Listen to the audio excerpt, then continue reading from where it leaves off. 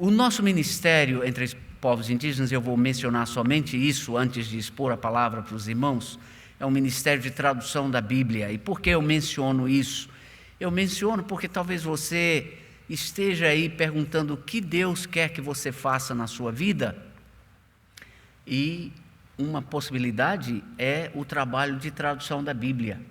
Quando eu estava no seminário, veio um scholar, um erudito na área do Novo Testamento e do Novo Testamento grego, e veio fazer um desafio para a gente no seminário aqui, presbiteriano.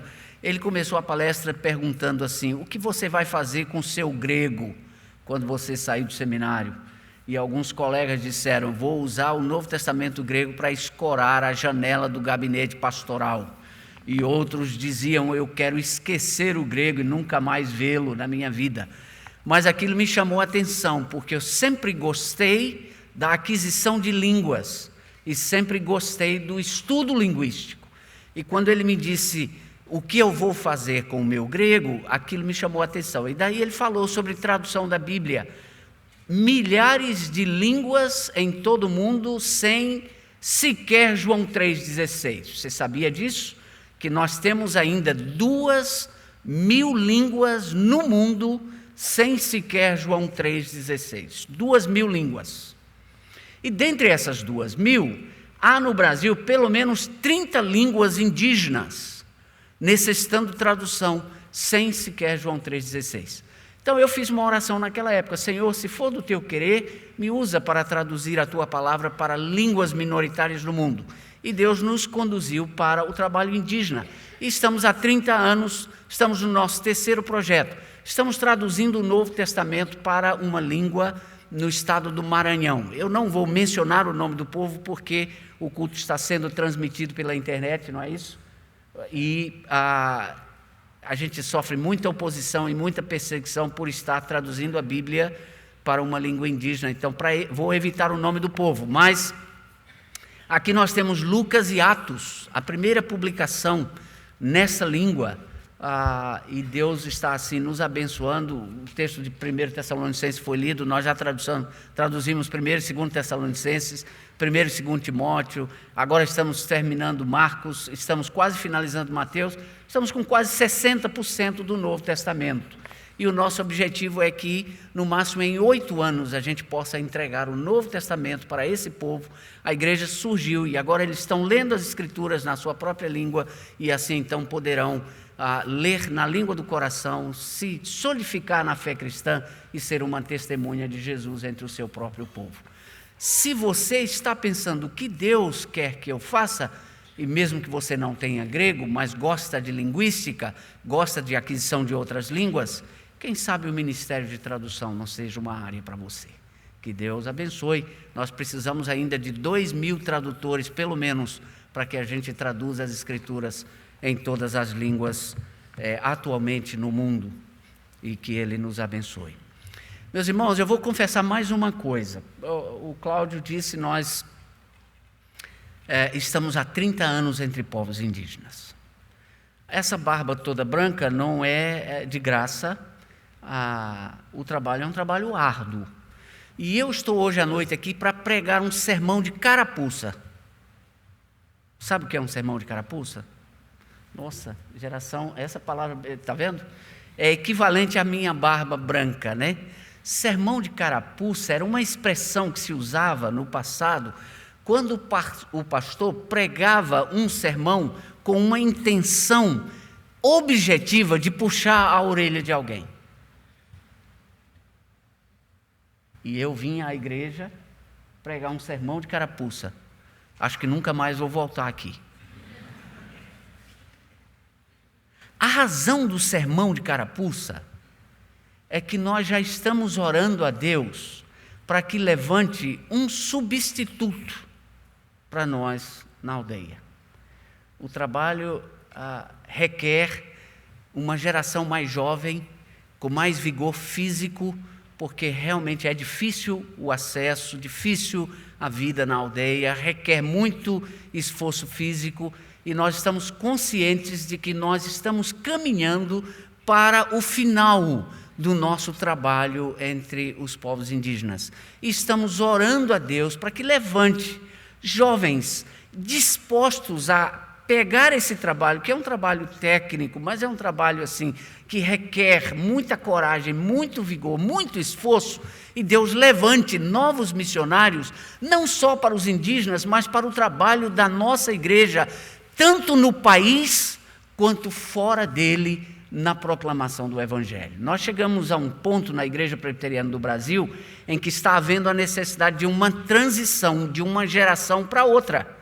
Na APMT, que é a nossa agência presbiteriana de missões transculturais, o trabalho transcultural da IPB, toda uma geração de pastores na idade quase avançada, missionários que terão no máximo mais 10 anos de campo, precisam ser repostos por novos missionários, e um grande problema na nossa igreja é que nós não estamos conseguindo repor esses missionários, tanto para o campo indígena, quanto para outros campos em outras partes do mundo. Então, o sermão que eu tenho para vocês hoje é um sermão de carapuça. Se a carapuça vai cair na sua cabeça, vai caber na sua cabeça, é entre você e Deus. Eu não tenho nada a ver com isso. Eu só vim para trazer o sermão de carapuça. Tá bom? Então vamos abrir a palavra, porque o sermão está baseado na palavra, no livro do profeta Jonas. A segunda coisa que eu vou confessar é que eu vou fazer uma coisa quase impossível hoje à noite também. Eu vou pregar num livro todo. E aí você vai dizer, misericórdia, onde o pastor Cláudio achou esse pregador? Que vai pregar num livro todo, num único sermão, que hora que nós vamos sair daqui? Tenha calma, porque vai ser um sermão de resumo, mas eu quero extrair de um livro todo uma mensagem que eu acho que é pertinente e é a carapuça que eu quero botar na cabeça de quem couber. Jonas. Vocês conhecem a história. Eu vou ler apenas alguns versículos do capítulo 1, mas eu gostaria que você deixasse o texto aberto para que a gente possa acompanhar e ver a história. E a razão disso é porque esse livro é um livro fantástico do ponto de vista literário. Ele tem uma estrutura literária, a forma como ele foi organizado pelo autor, inspirado pelo Espírito Santo, é uma forma tradicional da literatura hebraica. Então ele utiliza um mecanismo literário chamado de paralelismo. E dentro desse paralelismo, mais especificamente, uma estrutura que os estudiosos chamam de quiasmo. Você não precisa necessariamente saber o que significa isso, mas vai te ajudar a entender como o material é organizado. O livro tem 4 capítulos. E basicamente o paralelismo e a estrutura quiástica do livro é capítulo 1 e capítulo 3 estão relacionados do ponto de vista temático. E o capítulo 2 e o capítulo 4 estão também relacionados do ponto de vista temático. Então, nós temos 2 temas predominantes no livro do profeta Jonas, e os 2 temas estão relacionados ao tema genérico de missões e da proclamação de um oráculo a um povo que não conhece a Deus e que não adora, não crê e não respeita ao Deus de Israel. Esse é o resumo, tá bom? Então vamos ler o capítulo 1. Nós vamos ler até o versículo 8. E depois então eu vou contar a história e vou explanar e a gente vai extrair algumas lições, ainda que resumidas, desse livro para a nossa edificação hoje à noite. Então vamos ler o capítulo 1.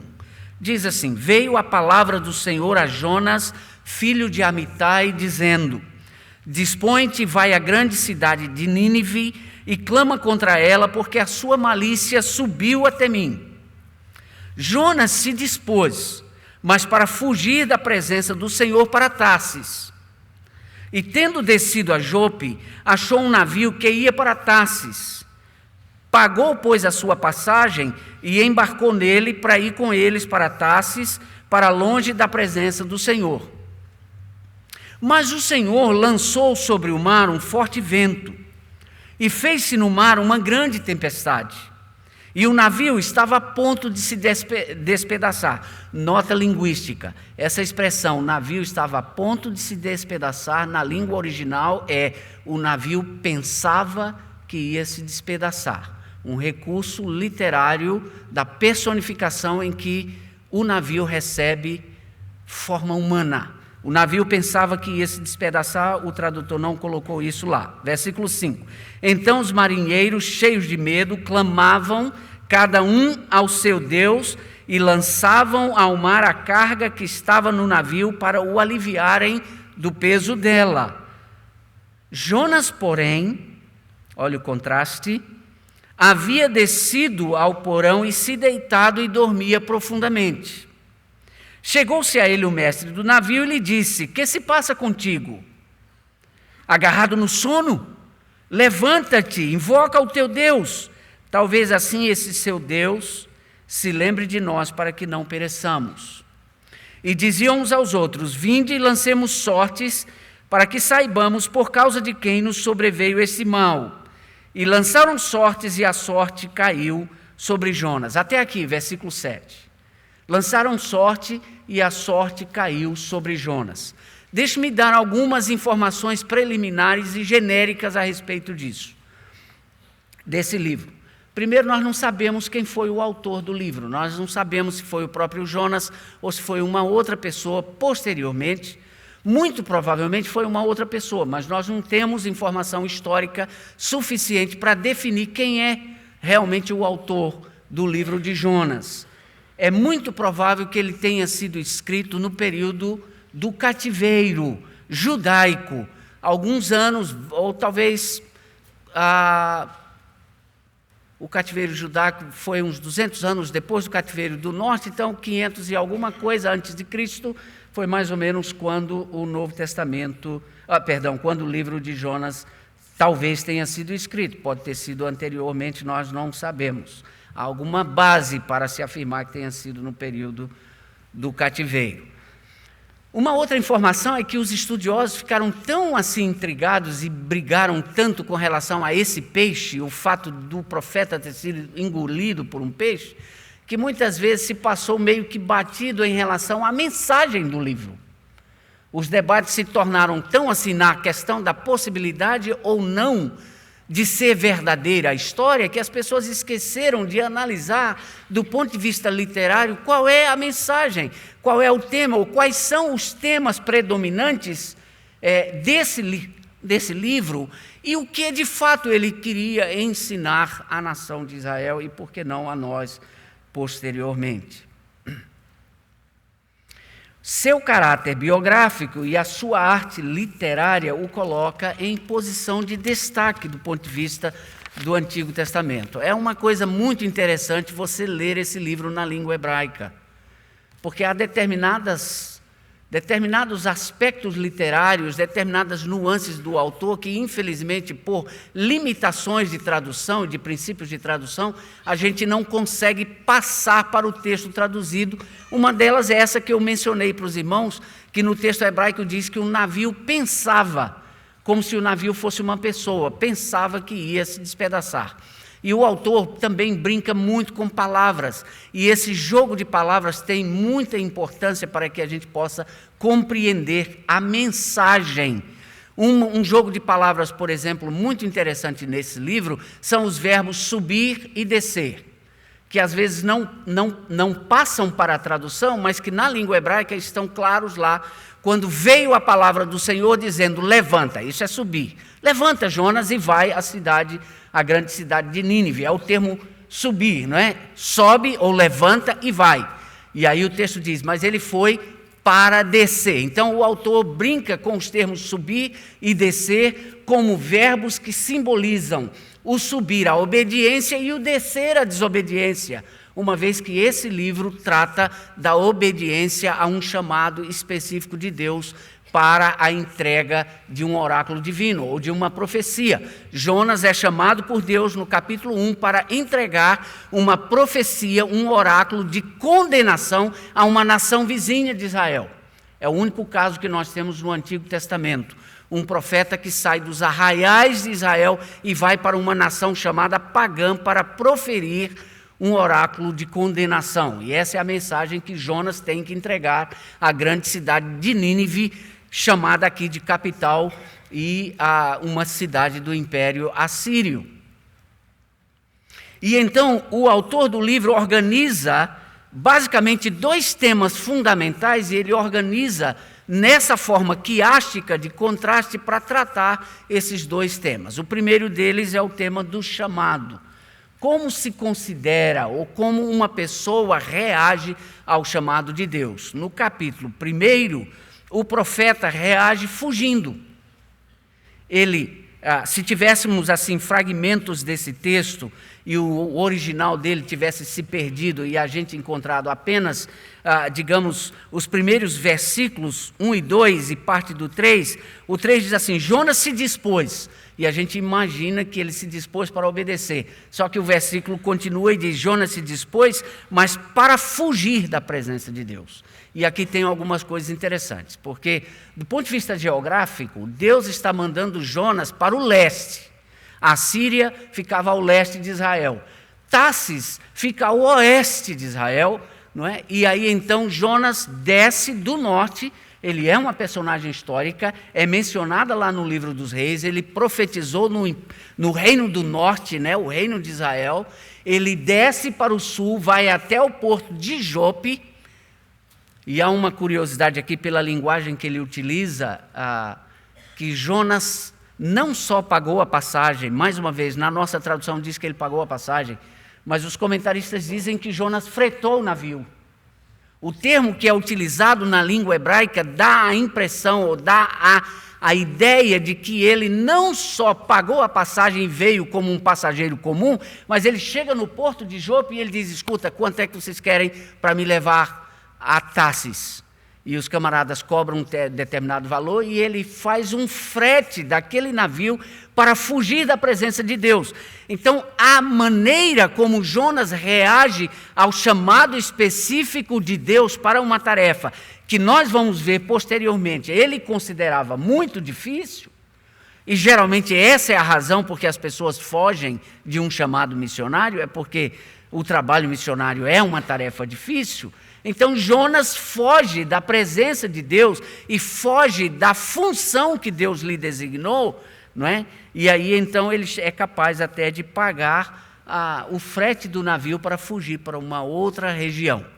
Agora, o capítulo 3, os irmãos se lembram que na estrutura quiástica, não é? O 1 e o 3 se referem ao chamado de Jonas. Se você abrir a sua Bíblia lá no capítulo 3, você vai perceber que o capítulo inicia praticamente de forma idêntica ao capítulo 1. Veja lá: veio a palavra do Senhor segunda vez a Jonas, dizendo: dispõe-te, vai à grande cidade de Nínive e proclama contra ela a mensagem que eu te digo. Versículo 3, mais uma vez: levantou-se, pois, Jonas e foi a Nínive. E veja como o autor está brincando com essas terminologias. Diante da experiência anterior do profeta de fugir, a gente poderia até esperar, no suspense, ele dizer assim: mas para fugir mais uma vez da presença do Senhor. No entanto, não.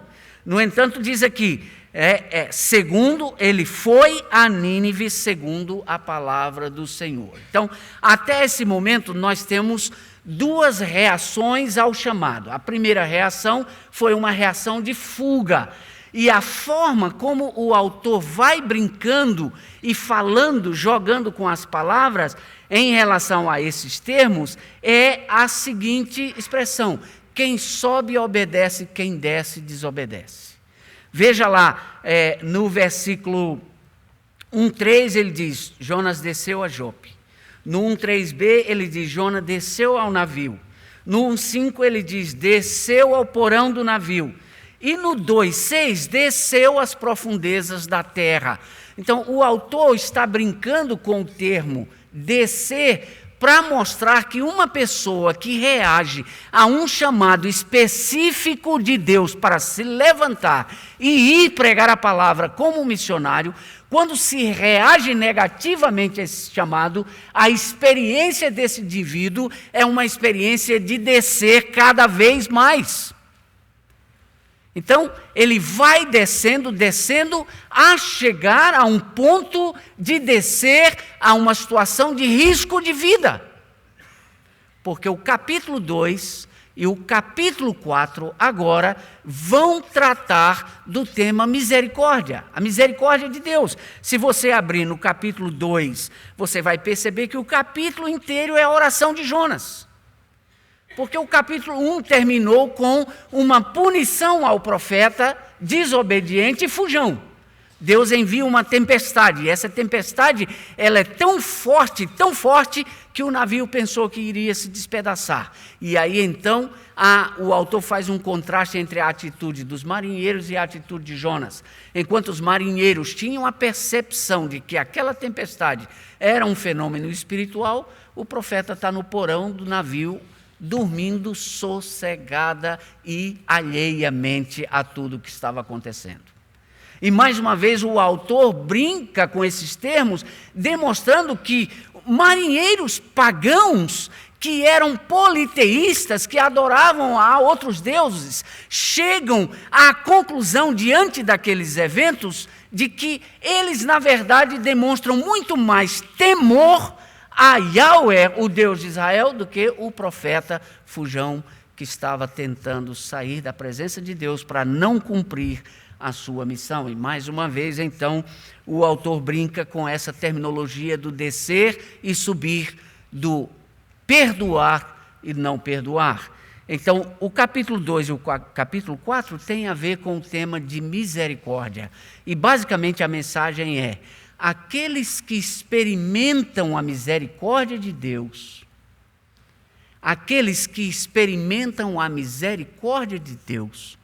espera-se deles que compreendam e tenham a misericórdia pelos outros. No capítulo 2, Jonas é objeto da misericórdia de Deus. Veja lá no final do capítulo, né? Ele diz assim: os que se entregam à idolatria, versículo 8 do capítulo 2, os que se entregam à idolatria vã, abandonam aquele que lhes é misericordioso. Parece uma ironia. Porque ele está dizendo assim: os pagãos não se lembram da misericórdia de Deus. Ora, ele como profeta está sendo beneficiado pela misericórdia de Deus, mas posteriormente ele vai se esquecer desse fato e vai exigir de Deus punição dos pagãos, ignorando que Deus é um Deus de misericórdia e que vai ter misericórdia daqueles que clamam a Ele, da mesma forma como o profeta aqui clamou. Versículo 9: mas com a voz do agradecimento eu te oferecerei sacrifício que votei e pagarei. Ao Senhor pertence a salvação. Então, Jonas, nessa oração, ele chega até insinuar uma coisa interessante. Ele diz assim: Senhor, é o seguinte, eu tenho ainda a esperança e a percepção de voltar a Jerusalém, te adorar e sacrificar lá. Então, eu acho que é uma boa ideia o Senhor me salvar e me resgatar dessa situação, porque se eu morrer, eu não vou te adorar. Se eu morrer, eu não vou ao templo. Aí ele faz como o salmista Davi, que disse certa vez: de que adianta se eu morrer? Adoradores mortos não são adoradores, então é melhor o Senhor me manter vivo, para que eu então possa continuar sendo um adorador. A impressão que a gente tem é que Jonas está usando esse tipo de argumentação: Senhor, me liberta porque eu tenho a esperança de voltar a Jerusalém e lá oferecer sacrifício. E Deus exerce a misericórdia. O final do capítulo diz, versículo 10, falou, pois, o Senhor ao peixe, e esse vomitou Jonas na terra. Deus deu livramento, Deus foi misericordioso para com o profeta. Profeta desobediente, profeta que ao invés de subir, desceu, profeta que ao invés de temer a tempestade e compreendê-la como uma ação do Deus soberano sobre a vida dele, dorme tranquilamente no porão, enquanto os outros pagãos, supostamente gente que não adora a Deus e que merece a punição de Deus, esses têm mais sensibilidade espiritual. Se você olhar o final do capítulo 1, aqueles marinheiros terminaram adorando e sacrificando a Deus. Aí quando você vai para o capítulo 4, que é a continuação do 2, não é? Nesse contraste de misericórdia, depois que no capítulo 3 narra-se que ele foi a Nínive de fato, e que ele Era uma cidade que precisava de 3 dias para percorrer, mas no final do primeiro dia as pessoas já estavam assim, num pranto, num avivamento extraordinário e arrependidos de tal forma que até os animais demonstravam, né, toda a população da cidade com aquele uso de panos de saco e cinza e tal. Aí o profeta então manifesta mais uma vez, quer dizer, o profeta que fugiu do chamado, agora também ignora a misericórdia. E ele então vai lá no capítulo 4, descontente, sai da cidade e quer morrer. Ele quer morrer porque Deus salvou a cidade. Ele quer morrer porque, a gente sabe historicamente a razão disso, né? A Assíria, 50 anos depois de Jonas, iria invadir o reino do norte e destruir aquele reino do norte de Israel. Jonas, é como se ele já tivesse essa percepção de que a nação da Síria era uma nação perigosa para Israel. Era uma nação pagã, era uma nação pecaminosa e era uma ameaça real e objetiva à nação de Israel. A melhor coisa que Deus tinha a fazer com a Síria era destruí-la de uma vez por todas. Então o profeta acha que tem todas as razões pessoais para questionar a misericórdia de Deus. Ele vai para fora da cidade, ele senta ali no local, o termo é como se ele tivesse feito uma barraquinha ali, e aí Deus inclusive manda nascer uma planta e ele fica debaixo daquela planta, um sol quente e terrível, e eu não sei por que razões, eu acho que Jonas era careca, a Bíblia não fala nada sobre isso, mas ele lá naquele sol suando, ele disse, está vendo? Aí, ó, é por isso que eu não queria vir para cá, é por isso que eu não queria vir e eu fugi, porque eu sabia que o Senhor tem um coração mole, eu sabia que o Senhor ia se arrepender de fazer com esse povo pagão o que precisava fazer. Agora veja que coisa interessante, no capítulo 2, ele é objeto da misericórdia de Deus. No capítulo 4, ele ignora a misericórdia de Deus para com gente que está se arrependendo e que deseja mudar de vida e caminhar nos caminhos do Senhor. Era de uma sensibilidade impressionante. Aliás, meus amados irmãos, aqui vai mais um jogo da linguagem do profeta Jonas. Todo mundo se arrepende nesse texto. Todo mundo se arrepende. Exceto Jonas. Até Deus. O autor usa o termo, Deus se arrependeu do mal que iria fazer. Usando um antropomorfismo, mas com uma força literária enorme. Para mostrar que todo mundo se arrependeu, menos o missionário. O profeta. Ele não se arrepende. E além de ignorar o chamado específico de Deus, ele também ignora a misericórdia. E Deus termina o livro dizendo, mas Jonas, vem cá, você está com pena de uma plantazinha. Você dá mais valor a essa planta do que as 120 mil pessoas da cidade de Nínive. Você acha que eu não vou ter pena, misericórdia, compaixão desse povo?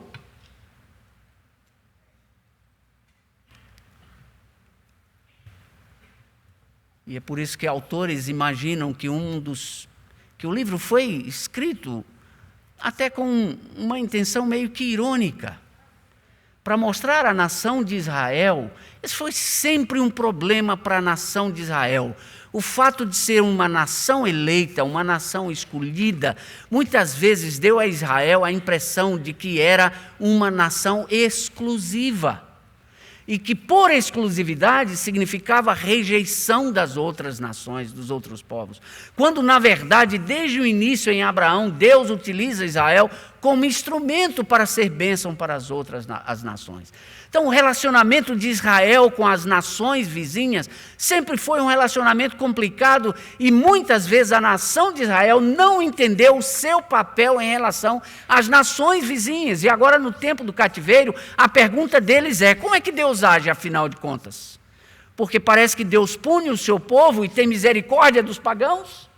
E então a nação está assim pesquisando e buscando e tentando entender o caráter desse Deus, que eles esperavam que fosse misericordioso para com eles e punitivo para com as demais nações. Mas de repente Deus está punindo o missionário e perdoando essa nação. E há algumas lições, meus amados irmãos, que são muito importantes desse livro, e eu queria terminar a minha pregação com algumas implicações para nós hoje em relação a essa mensagem de Jonas. 1 e 3, como reagimos a um chamado específico de Deus para a sua obra? E 2 e 4, como nós reagimos ao ato de misericórdia de Deus, não só para conosco Israel, mas para com as nações, que muitas vezes nós consideramos como indignas de receber o Evangelho e de receber a oportunidade de perdão e mudança de vida. A primeira implicação é de que a ação de Deus é uma ação universal. A ação de Deus sempre foi e sempre será universal. Deus não escolheu um povo para excluir os outros. Deus escolheu um povo para que, através desse povo, ele possa abençoar as demais nações.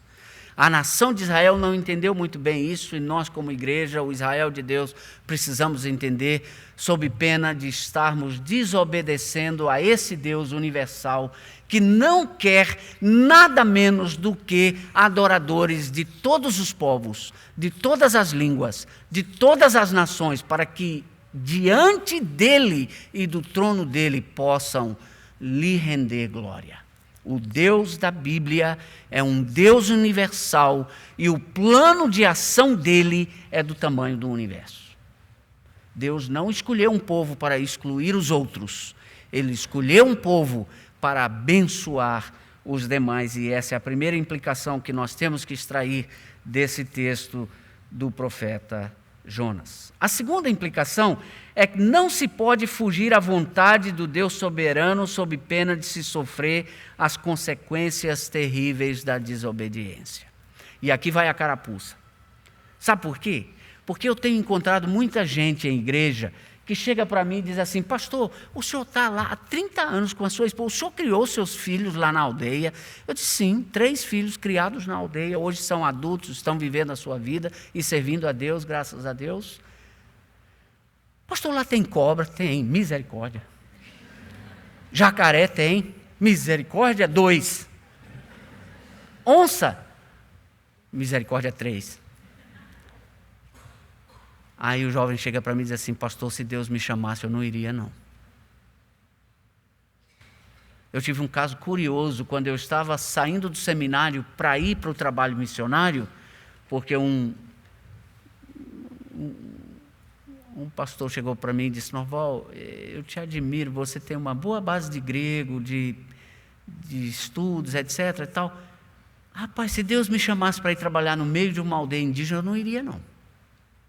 Um pastor me falou isso. Aí ele vira para mim e diz assim: e o meu grego? Para quem eu ensinaria o meu grego?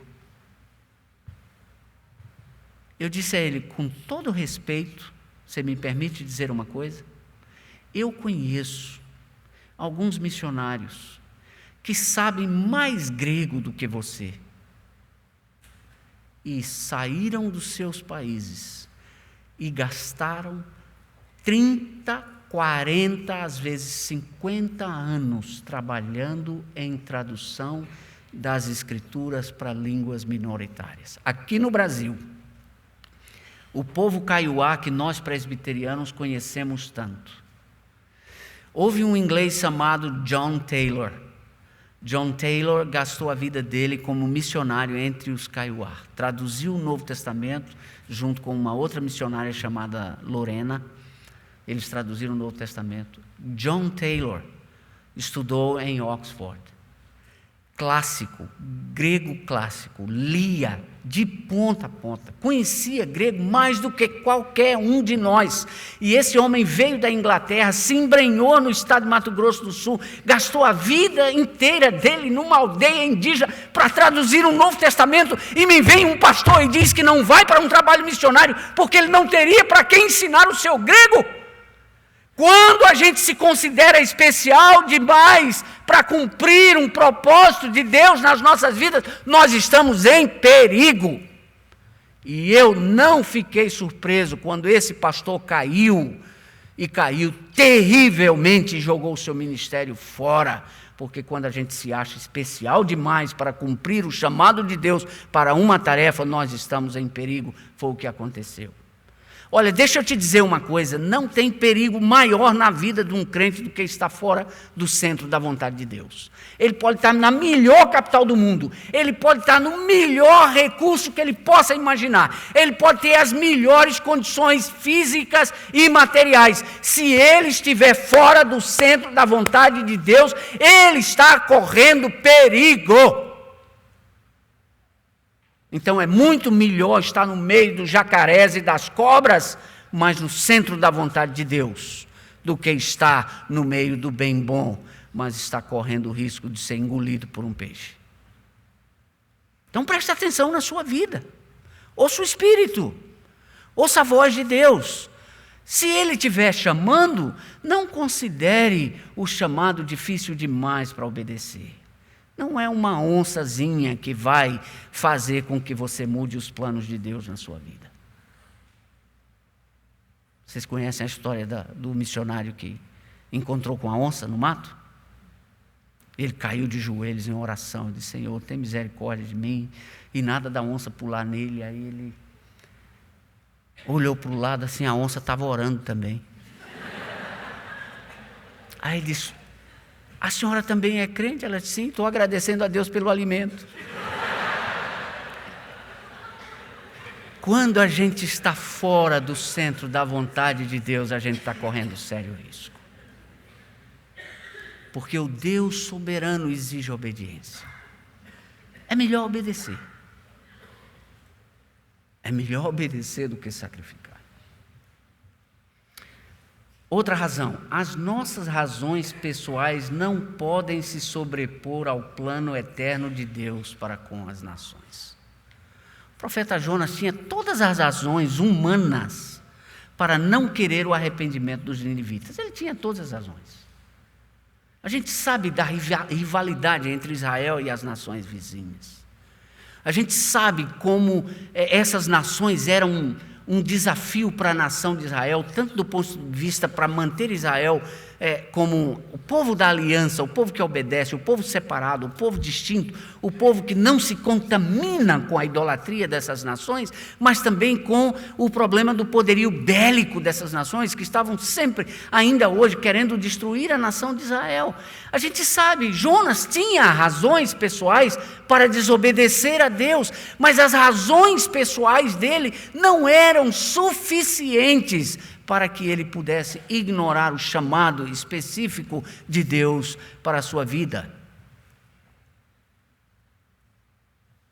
Um outro princípio, e eu já estou terminando, é que não pode haver incoerência entre o credo e a prática. Se você ler a oração de Jonas, você vai perceber que ele tem o credo está perfeito. Ele reconhece o Deus de Israel como o Senhor soberano do universo, ele reconhece como o Salvador, ele reconhece que Deus é um Deus de misericórdia, ele diz que ele está no fundo do poço e que ele não vai recorrer a ninguém mais, só ao Deus verdadeiro, porque ele é aquele que tem compaixão e tem misericórdia das pessoas. A teologia dele estava ali, tranquila, perfeita, mas a prática não condizia com a realidade da sua teologia. Eu acho que nós presbiterianos, em um certo sentido, nós somos as pessoas mais incoerentes no meio evangélico. Porque nós temos uma teologia sólida, a teologia reformada é uma teologia sólida, bíblica, no que diz respeito à missão da igreja para a evangelização do mundo. Mas o que a gente vê quando roda por aí no campo é que nós estamos ficando para trás. Meus irmãos, hoje nós estamos falando, sabem o quê? Revitalização de igreja. Há templos presbiterianos sendo fechados na Europa, há templos presbiterianos sendo vendidos e transformados em bares. O que está acontecendo? É problema teológico? Claro que não é teológico, o problema nosso é problema de vida. É que a gente tem o credo maravilhoso, está aí a confissão de fé e tudo mais, mas a nossa vida não condiz com a palavra. E a gente não obedece muitas vezes ao chamado de Deus, que nos chama a ser uma igreja vibrante, uma igreja evangelística. Muitas vezes no seminário eu me perguntei: Deus, será que eu tenho que me transformar num arminiano para ser entusiasmado com missões e evangelização? E o reverendo Francisco Leonardo dizia para mim: meu filho, não tem problema, sabe? Todos nós somos um pouco arminianos quando evangelizamos. Fique na paz do Senhor. Mas não pode, nós não podemos na nossa mente ter a concepção da teologia e a nossa vida ser uma contradição daquilo que cremos e pregamos. Nós precisamos ser coerentes e pregar, sim, e crer, mas também viver aquilo que pregamos. E por último, a última implicação, a insensibilidade para com os povos não alcançados demonstra ignorância quanto ao caráter de Deus e de seu reino. Quando nós nos tornamos insensíveis para com a vida espiritual dos povos não alcançados, nós estamos sendo ignorantes com relação à ação de Deus no mundo e somos insensíveis para com a vida espiritual dessas pessoas que morrem sem conhecimento do Evangelho. Nós somos capazes de ter mais piedade e pena de coisas do que de pessoas. Jonas teve mais sensibilidade para com as plantas, mas não para com as pessoas. Tadinha da planta, deixa eles morrerem, Senhor. Tadinha da planta, deixa eles se acabarem, Senhor. Manda fogo aí do céu e queima essa raça. Hoje tem pessoas com muito mais sensibilidade para os animais. Não que não deva ter sensibilidade para com os animais, mas não tem sensibilidade nenhuma para com o ser humano. Não tem sensibilidade alguma para com as pessoas que estão morrendo sem Cristo. Oswald Smith, um pastor presbiteriano, escreveu um livro, Paixão pelas Almas, onde ele conclama a igreja a ter sensibilidade para com a realidade espiritual do mundo sem Cristo. Eu costumo brincar com a igreja quando eu prego esse sermão, eu costumo dizer assim, que nós somos capazes, aí eu não vou me entregar porque é verdade, não é só porque eu estou pregando, eu não vejo novela, mas tem gente que é capaz de chorar no final da novela, era para ficar com não sei quem, não ficou, e tem sensibilidade por uma novela, mas não tem sensibilidade nenhuma por centenas e milhares de pessoas que estão sem Cristo nas trevas e precisando ouvir o Evangelho de luz para ter as suas vidas transformadas. Nós estamos invertendo valores, nós estamos sendo negligentes para com o nosso chamado. Deus nos chamou para ser sal e luz, e quando Ele nos chama, é melhor a gente levantar e obedecer, porque se a gente não levanta para obedecer, a gente vai descendo, e descendo, e descendo, até o fundo do poço. Que Ele tenha misericórdia de nós, que Ele chame novas pessoas, que Ele chame para cá, para lá, para todos os lugares, e que o seu povo ouça a sua voz, obedeça e entenda que quem recebe misericórdia deve ser misericordioso para com os outros. Que Ele nos abençoe. Amém.